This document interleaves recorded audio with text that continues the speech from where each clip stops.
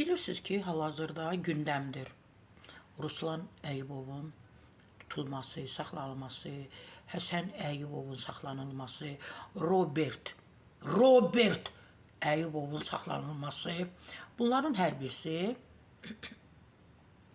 general polkovnik Bəylər Əyyubovun qardaşı oğludur. Çox maraqlıdır ki, bunların hər birisi generaldır. Hər birisi.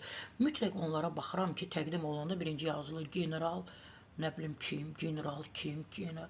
Mən düşünürəm, elə Bəylər Əyyubovun nə qədər nəslində, kökündə kişilər var. Niyə qadınlara general adı vermirsiniz bir? Onu da edin də. Bəli, gündəmdir ki, insanların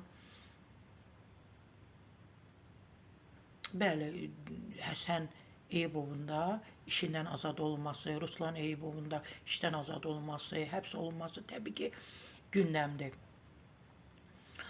Başqa bir xəbər mənim üçün çox maraqlı oldu ki, bunlar təbii ki, Oxu.az bunu istinad edim, digərlərinə də istinad edirəm. Bəli, Qarilla boya və boya məhsulları zavodu yeni klinika 4 nömrəli xəstəxana, keçmiş xəstəxana Kəndçilər xəstəxanasıdır. İnzibati binası, Bakı Dəniz limanı, Gəncədə istehsal zavodu, Gəncə mərmər zavodu, Bakı Buz və World Business Center və Ruslan Əyyubova məxsusdur. Kəndçilər xəstəxanası bizim ən çox müraciət etdiyimiz xəstəxana idi da. Orada böyük bir komanda çalışırdı. Həkim komandası. İnsanlar səhhətində problemlər yaranan birinci Kəndçilər xəstəxanasına gəlirdi.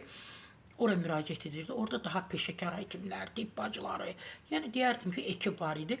10 ildən, 15 ildən çoxdur ki, o xəstəxana demək olar ki, dondurulub, fəaliyyəti dondurulub, heç kim yoxdur. Təbii ki, bizə qonşu belə ünvanda yerləşir, tez oradan gedirik, gəlirik və hər dəfə təəssüflənirik ki, bu xəstəxana, Kəndçilər xəstəxanası, 4 sayılı xəstəxana niyə bu vəziyyətdədir? Şüşələri, qapısı, digər o dəqiqə bilinir ki, istifadə olunmur.